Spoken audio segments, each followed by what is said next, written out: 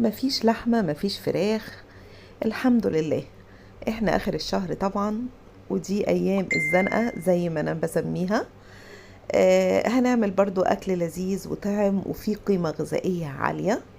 هنعمل الرز بعدس اصفر او الكشري الاسكندراني او الكشري الاصفر، كذا اسم ليه في الحقيقة. عملناه وعملنا الصلصة الرهيبة بتاعته، ومعاه بيض. لو عندك بيض اسلقي جنبه بيض كده او دحرجيه في السمنة البلدي. عندك بطاطس حمري جنبه شوية بطاطس صوابع او شيبسي. ما عندكيش اعملي جنبه شوية سلطة.